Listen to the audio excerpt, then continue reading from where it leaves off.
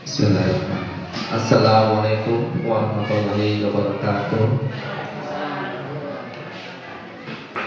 Salam sejahtera, selamat pagi menjelang siang, Bapak Ibu guru yang Bapak Ibu yang saya hormati. Pada kali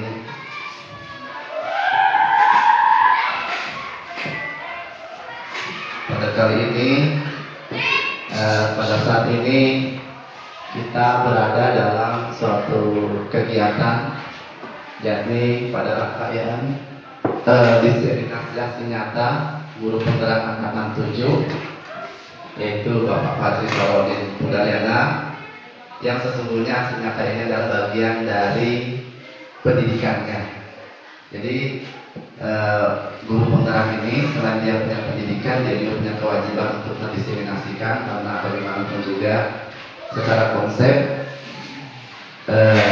program ini juga menyasar kolaborasi di sekitarnya. Jadi harapannya bahwa dalam pendidikan ini guru penggerak dapat menyampaikan hasil-hasil apa yang diperolehnya untuk kemudian dibagikan ke lingkungan sekitarnya. Nah, pada kesempatan kali ini saya selaku moderator menyampaikan susunan acara sebagai berikut. Yang pertama pembukaan, yang kedua yaitu sambutan dari Bapak Kepala Sekolah, dan yang ketiga adalah penyampaian diseminasi oleh guru penggerak yang dilanjutkan dengan penjelasan dan diskusi interaktif. Sebagai tambahan, ada tawaran kemarin ketika saya selaku moderator berdiskusi dengan guru penggerak, jika teman-teman meminta di akhir sesi akan diadakan pelatihan video editor pada sempat tadinya, karena kemampuan untuk video editor ini pastinya sangat berguna, biasanya dalam aksi nyata, dalam pendidikan PPG, dan dalam pengembangan profesi yang berkelanjutan. Nah, langsung saja kita melangkah pada acara berikutnya, itu sambutan dari Kepala Sekolah SMN 11. Silakan kepada Bapak, disilakan dengan hormat. Bismillahirrahmanirrahim. Assalamualaikum warahmatullahi wabarakatuh. Selamat pagi menjelang siang. Om Swastiastu, Namo Buddhaya, salam kebajikan. Yang saya hormati Bapak Pengawas Pembina, Pak Fadil. Yang saya hormati Sadi Parada, Kepala SD Negeri 13 Pram.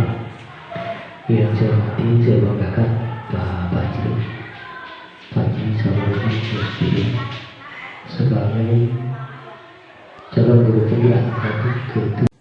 Dari materi yang ada ini, jadi saya akan membawakan materi yang berada di modul 1.4, karena ini adalah bagian untuk bisa berkolaborasi dan berelaborasi atau menginformasikan kepada teman sejawat sebagai bukti abstrak atau bukti nyata untuk dipublikasikan. Olehnya itu, terima kasih kepada teman-teman saya, Bapak Guru. Mohon tetap semangat. Saya sangat berharap sekali bantuannya, karena sesuai perencanaan dari Bapak Kepala Sekolah bahwa 2020-2023 kita akan menggunakan kurikulum Merdeka Belajar. Nah, jadi Bapak Ibu, sebagai informasi bahwa nanti isinya di dalam adalah materi-materi yang seperti tadi disampaikan oleh penyampaian sebelumnya, itu sekarang dari bawah ke atas. Olehnya itu, di modul ini kita dituntut untuk mengetahui dulu karakter dan psikologi anak. Insya Allah nanti kalau ini berkelanjutan dan kita sukses, di modul 2 kita mulai melaksanakan program. Jadi sekarang kita memahami dulu tentang budaya positifnya, yang mana itu, yaitu tentang perubahan paradigma barunya, tentang yang mana disiplin positif, serta kebutuhan dasar, kontrol retribusi, dan keyakinan kelas, serta penerapan segitiga restitusi. Bapak Ibu, kalau kita lihat poin ini, ya, jadi di 1.4 ini ada beberapa poin, namun kalau ini diuraikan, saya sendiri mungkin lumayan panjang perjalanannya, jadi saya akan beberapa poin yang akan saya tekankan, yang lain mungkin nanti sekilas saja karena ini hanya sifatnya teori. Salah satu produk dari ini ada yang telah saya lakukan dan saya perbuat untuk bisa ditampilkan. Kayak begini modelnya. Mudah-mudahan ini kita sepakati dan bisa kita terapkan dalam satuan pendidikan kita. Kira-kira begitu Bapak Ibu ya, semangat ya. Baik, kita lihat yang pertama.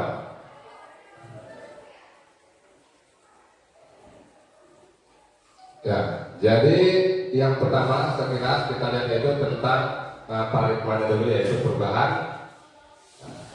Jadi secara teori bahwa ini adalah cara pandang seseorang terhadap sesuatu, ya, dia akan bisa mempengaruhinya dalam berpikir, di mana dalam hal ini yang berubah adalah dalam memandang stimulus respon menjadi teori kontrol. Jadi saya tidak kasih masuk siapa punya, nanti terakhir ada ini berasal dari mana. Saya kembali dari Bapak Ibu. Terus kira-kira bagaimana seorang itu bisa berubah dari stimulus respon menjadi pendekatan dari kontrol. Ya, jadi menurut beliau ini pada tahun 1991, jadi ini disadur karena lagi-lagi kita kembali kepada ternyata pendidikan kita, paradigma pendidikan kita itu lahir daripada konsepnya, pemahamannya KHD. Dari utara bahwa teori ini telah disadur dan digunakan oleh Barat, ternyata itu bisa berhasil. Ya. Sementara kita mengikut kekinian malah banyak ketertinggalan.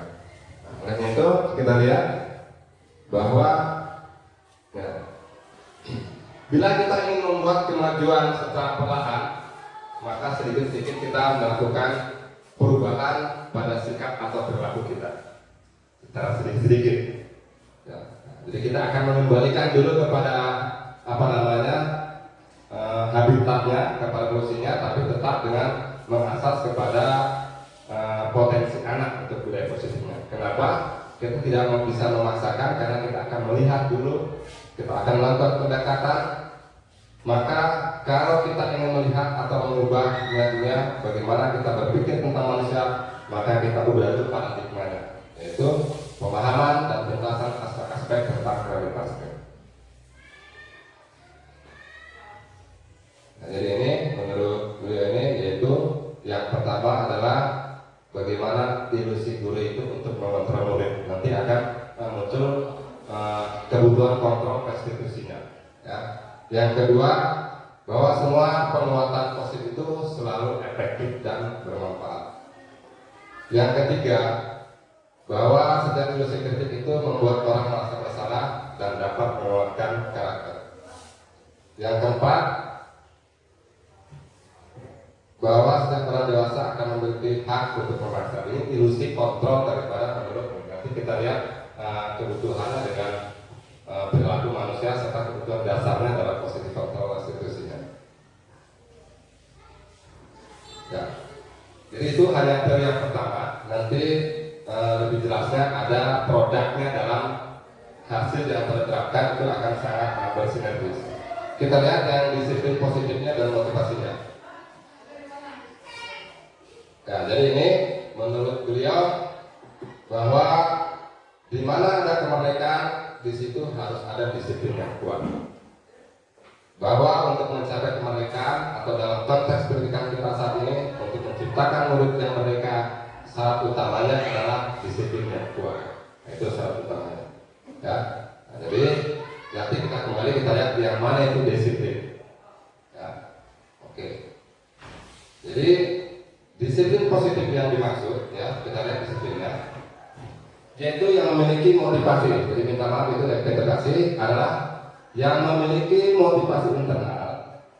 Karena jika kita memiliki motivasi internal, maka kita memerlukan pihak lain untuk mendisiplinkan kita. Atau motivasi eksternal karena berasal dari luar, bukan dari diri kita sendiri. Jadi utamanya kita disiplin internal dulu. Kenapa? Setelah memiliki disiplin internal, maka ada pihak luar sebagai kontrol untuk mendisiplinkan kita. Karena konsepnya mudah-mudahan ya masuk.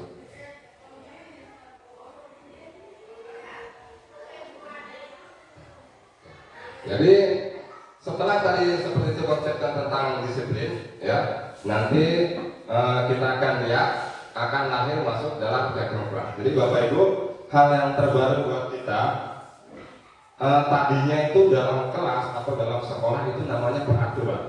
Nah sekarang paradigmanya kita rubah. Dia menjadi keyakinan. Kalau misalnya konsepnya di dalam kelas sebelum belajar, saya minta maaf sebetulnya tadi kita harus sepakati dulu keyakinan dalam baik itu segala kegiatan. Keyakinan ini adalah menjadi aturan. Ya, dulu peraturan sekarang berubah, yaitu nilai atau kebajikan atau prinsip universal yang disepakati bersama-sama secara universal, lepas dari latar belakang suku negara bangsa maupun agama. Itu kalau misalnya nanti sekarang berubah. Jadi Bapak Ibu kalau misalnya nanti masuk ke kelas, ya, itu harus disepakati dulu keyakinannya. Ya. Dalam hal ini kalau misalnya kita sadar kembali yaitu peraturan. Ya, keyakinan. Bagaimana caranya Bapak Ibu untuk menyepakati? Yaitu dengan cara-cara disepakati bersamaan dengan murid kita. Ya. Jadi artinya seperti ini dulu kita lihat. Ya, jadi kita akan bentuk dulu menjadi sebuah aturan sekarang namanya keyakinan. Upayakan keyakinan kelas ini bersifat lebih abstrak daripada peraturan yang lebih rinci dan konkret. Jadi keyakinan kelas berupa pertanyaan universal itu nanti akan kita tanya ke siswa. Ya, misalnya dalam belajar ini kira-kira apa yang harus kita sepakati? Nah, misalnya nanti anak-anak akan bertanya itu apa boleh ditempel ya. Jadi ini produknya harus ada juga seharusnya ya. Jadi kita lakukan, tapi nanti videonya terlalu panjang. Misalnya nggak boleh keluar masuk tanpa izin guru atau nggak boleh atau HP disenangkan kalau misalnya materi seperti itu. Lanjut yaitu pernyataan keyakinan kelas senantiasa dibuat dalam bentuk positif. Ya, nah itu sudah pasti jadi Bapak Ibu. Keyakinan kelas hendaknya tidak usah terlalu banyak. Keyakinan kelas sebaiknya sesuatu yang dapat diterapkan di lingkungan tersebut. Nah, jadi Bapak Ibu, keyakinan kelas ini bukan berarti hanya di dalam kelas. Jadi kalau misalnya sekolah ingin membuat peraturan, itu dari semua stakeholder kita harus tanya dulu satu persatu dan dibuat jawaban secara universal. Masing-masing nanti kita sepakati ya. Nah itu model keyakinan keras. Selanjutnya Bapak Ibu dalam pembentukan keyakinan keras, semua warga kelas kalau pokoknya itu ikut berkontribusi dalam pembuatan kelas lewat kegiatan surat pendapat. Nah itu tadi bisa pakai Padlet, bisa pakai apa namanya kartu misalnya. Anak yang nggak berani menulis, misalnya di kelas itu ingin membuat keyakinan kelas, khusus misalnya mata pelajaran tamuan IPA, dia akan menuliskan nanti di tempel. Ya. Nah, jadi model keyakinan artinya peraturan ya. Begitu juga nanti kenapa? Karena kembali ke konsep KKD, nanti kembali kepada menghamba kepada anak. Ya, nah, sebetulnya bahasa seperti ini menjadi kontroversi karena kita juga di pendidikan kita selalu menjadi pertanyaan. Ya. Bagaimana kalau misalnya anaknya selama ini budayanya selalu budaya dikembangkan negatif. Tapi ternyata ada konsep lagi bahwa budaya yang mau diambil adalah budaya positif. Lanjut, jadi dalam surat pendapat boleh ditulis dalam bentuk potongan-potongan kertas nanti ditempel atau langsung disampaikan oleh guru. Ya, nah, jadi seperti itu. Oke. Terima kasih untuk sementara. Ya, saya hormati Bapak Pengawas dan saya banggakan. Demikian dengan ucapan alhamdulillahirobbilalamin kegiatan diseminasi nyata oleh saya Bapak Profesor Wadir PSPD untuk bisa berbagi kepada teman sejawat sudah dilaksanakan. Lebih dan kurangnya mohon dimaafkan Bapak Ibu, Bapak Paslon. Terima kasih banyak atas dukungan dan motivasinya.